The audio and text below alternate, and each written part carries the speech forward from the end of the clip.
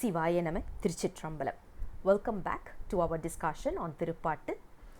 We are continuing our discussion on the 55th Thiruppadigam, 7th verse. The verse goes this way.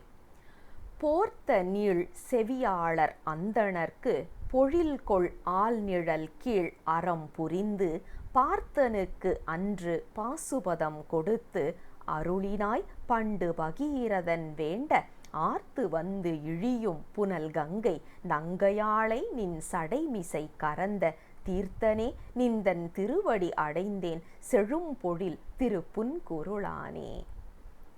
This particular verse talks about three events.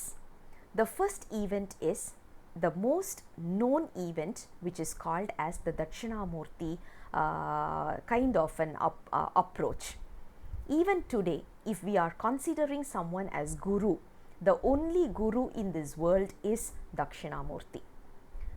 All other human beings are teachers. The reason being, teacher is someone who will answer our question, but a Guru is someone who will eradicate the question itself from our mind. Even before the question arises, if someone is able to answer that and totally eliminate it from our conscience, that is what a Guru is all about.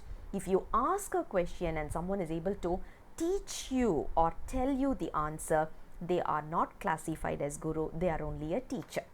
So this clarity should be there, because today what is happening is we are able to call everyone and anyone as Guru. The moment we see someone, we call them as a Guru.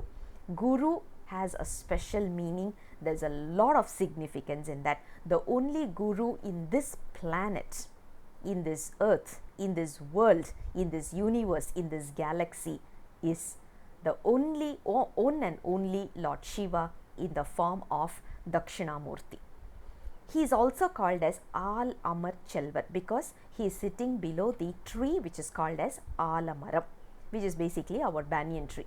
So he is sitting there, that is the reason we are calling him as Al Amar Chelvar. Okay, now what happens with him is there were four people, four saints rather, very learned people. They had a lot of questions even after learning a lot of texts like Vedas and Upanishads. So they went back to Lord Shiva and said, okay, we need some clarity. We are still not very clear about some of the concepts. Lord Shiva did not utter a single word. Rather, he just showed a chin mudra. This is what we call it as a chin mudra.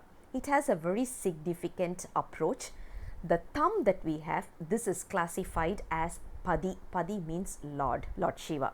So the thumb is represented as Lord Shiva. Our index finger is classified as the soul. So what we are is the soul. Middle finger is Arnavam. The ring finger is Kanmam, Karma. And our little finger, the pink finger is basically called as your Maya. What is happening if we look at our hand, if I look at our palm, the soul is attached with Arnavam, Kanmam and Maya, and it is away from Lord Shiva. What we have to do is bend ourselves and go towards Lord Shiva. And what happens, Lord Shiva is also bending a little bit to accept our submissiveness. Now one thing we need to understand, Chin Mudra is not this way. When you say this way, as in head to head touching, this is called as Siva Samavadam, which is basically to say God and I are equal. And Saiva Siddhantam doesn't talk about that. We are very clear that we are not equal to God. We are not the same as God. Rather, we are going to be surrendering ourselves to God. So that is where we are touching his feet. His feet is over here, right? So we are touching his feet, and this is what Chin Mudra is all about. Now what Lord Shiva did was he just showed Chin Mudra, and that clarified all the doubts that the four saints had. This is why we call him as a Guru. Remember, even without asking question, he is able to totally eradicate the question from our mind. A Guru, a form of Guru is there in front of us. So Nambi Arurar says, you have been a Guru, and I am sure you will be a Guru for me as well. The second incident he talks about is Arjuna. if you look at Arjuna, Arjuna is a character from Mahabharata, we know that very well. What happened with Arjuna is he is sitting in a, he wanted one of the weapon which is called as Pasupadam, and he started his penance towards that. Lord Shiva appeared. They had a bit of a game and playfulness and whatever, because Lord Shiva loves to play a lot with his devotees. So he played a little bit, and then finally he gave the Pasupadastram to Arjuna. So Nambi Arurar says, you gave Pasupadam to Arjuna, and I know you will give me whatever I need, whatever I deserve, you are there to give me, and I have the confidence. And the third incident that he is talking about is about Ganges. We all know river Ganges is a very, very holy river, and whenever we take a dip in river Ganges, we will be purified as well. That kind of a purity is what river Ganges has. And the history of how Ganges came to earth is because of a king called as Bhagirathan. Bhagiratha, even today you will see you do see a statue of Bhagiratha in Nepal. I don't remember seeing that in any of the Indian temples, but Nepal you have a beautiful statue of Bhagirathan in the form of, you know, receiving Ganges to earth. So they have actually carved it. If you look at Bhagirathan, he is actually praying to Lord Shiva and requesting Ganges to come down, but Ganges doesn't want to come down because no one wants to come from a heaven to hell, right? I mean, obviously we know that. So she doesn't want to come. So she says, if I come there, I'll come with my full force, and earth cannot take on my seriousness or my fears.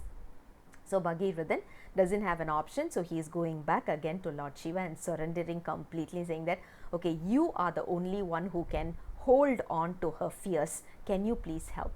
So Lord Shiva comes down and he says, okay, I can ask her to come down, I'll handle it. When Ganges is coming with full force, all Lord Shiva did is just took one strand of his hair, and he's holding the Ganges as a small drop of water. You can imagine just a small drop of water is what is it is there in his head, in his hair, and that is all Ganges. And only a portion of that is let out, and that is what we are able to see. So you can imagine what level of fears Ganges would have come, because now whatever we are seeing now itself is so fearful. And if you can imagine that particular source, I don't think we can even imagine that. It's beyond our imagination. So Lord Shiva took control of her fears.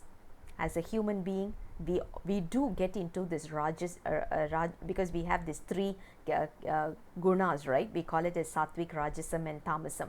When we are in rajasam, obviously we will be very fierce. Who is the only person who can control, or rather hold on to our fearfulness, is Lord Shiva. So Nambi Arurar says, I'm sure you are there to hold on to me as well, because when I'm showing my fearful character to anyone, the human beings cannot take it. I mean, we are able to see that now itself, right? So Lord Shiva says, he says to Lord Shiva, I know no one can take on my fears, but I know you are there to hold on to me, and also to convince and console me and give me the right level of maturity. So I'm surrendering myself completely to you. This is what Nambi Arurar is saying in the verse 7th verse. I'll come back again with the next verse very soon. Until then, Sivaya Nama, Thiruchitrambalam.